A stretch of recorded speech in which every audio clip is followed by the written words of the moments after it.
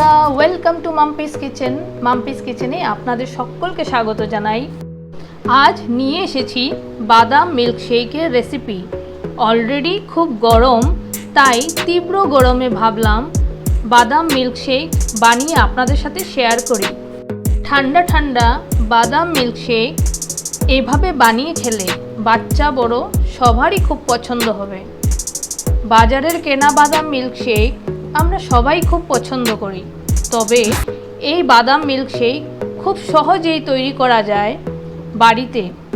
আর সেই রেসিপিটাই আপনাদের সাথে আমি শেয়ার করতে চলেছি। কিন্তু তার আগে আমার এই পুরো ভিডিওটি আপনাদের দেখার অনুরোধ রইল।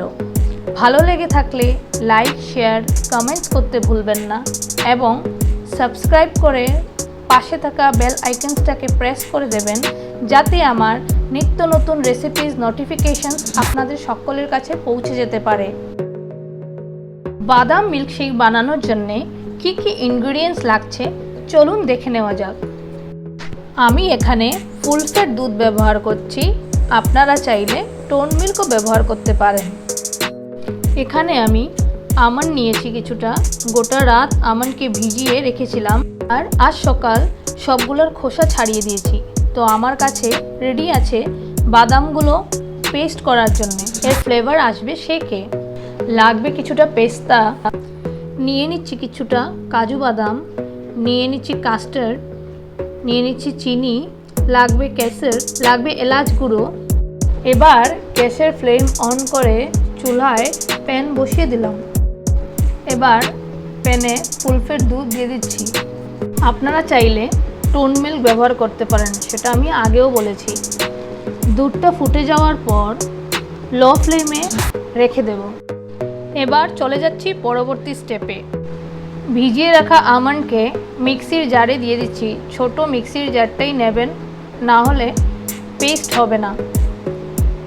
এবার বাদামের সাথে অল্প দুধ দিয়ে দিচ্ছি। দুধ দিয়ে সেটাকে পেস্ট করব, আপনারা চাইলে জলও দিতে পারেন। দেখুন পেস্ট হয়ে গেছে।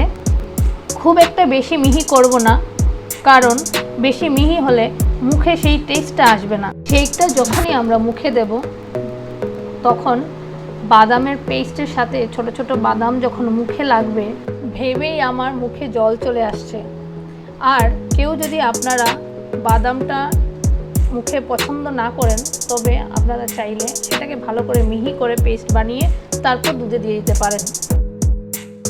কিছুক্ষণ দুধকে ঘন করে নেব, তাহলে বাদাম মিল্কশেকের টেস্ট বেড়ে যাবে।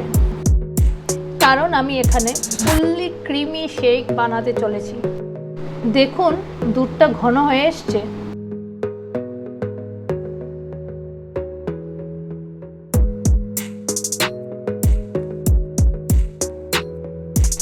এবার পেস্ট করে রাখা আমন্ড দিয়ে দিচ্ছি।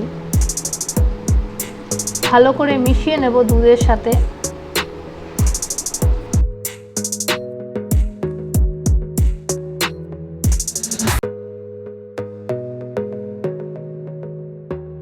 এবার দিয়ে দেব কিছুটা জাফরান। জাফরান দেওয়ার সাথে সাথে দুধের কালার চেঞ্জ হয়ে যাবে, খুব সুন্দর একটা রং আসবে আর খুব সুন্দর গন্ধ ছাড়বে। এবার দিয়ে দিচ্ছি কিছুটা এলাচ গুঁড়ো। আপনারা যদি এলাচ গুঁড়ো পছন্দ না করেন স্কিপ করতে পারেন। দিয়ে দিচ্ছি কাজু কুচনো, এক্সট্রা রিচনেস এবং এক্সট্রা টেস্টের জন্য দিয়ে দিচ্ছি পেস্তা কুচনো। ভালো করে এবার নাড়িয়ে নেব। দেখুন কি সুন্দর লাগছে দেখতে। ভালো করে ফুটিয়ে নেব। গ্যাসের ফ্লেম কিন্তু মিডিয়াম টু লো ফ্লেমেই রাখবেন। এবার দিয়ে দিচ্ছি মিষ্টির জন্যে স্বাদ অনুসারে চিনি। আপনারা চাইলে কনডেন্স মিল্কও ব্যবহার করতে পারেন, তাতে আরও দুধের ঘনত্ব বাড়বে। অপরদিকে আমি আগে থেকেই কিছুটা দুধ ছড়িয়ে রেখেছিলাম। সাথে কাস্টার্ড নিয়ে নিয়েছি, নর্মাল ফ্রুট কাস্টার্ড, যেটা মার্কেটে অ্যাভেলেবেল থাকে। 2 চামচ মতো নিয়ে নিয়েছি। সেটাকে দুধের সাথে ভালো করে মিশিয়ে নেব, যাতে কোনো বাবলস না থাকে।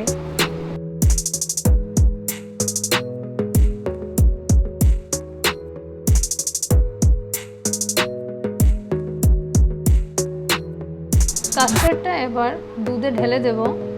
যখনই কাস্টার্ডটা ঢালবেন মাথায় রাখতে হবে গ্যাসের ফ্লেম যেন কিছুক্ষণের জন্য অফ থাকে।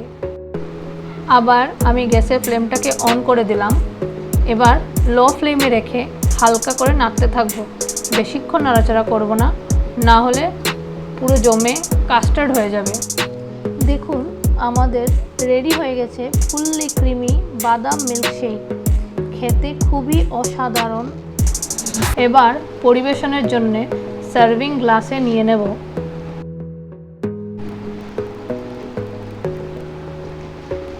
উপর দিক থেকে দিয়ে দিচ্ছি আরও কিছুটা বেটে রাখা আমন্ড পেস্ট।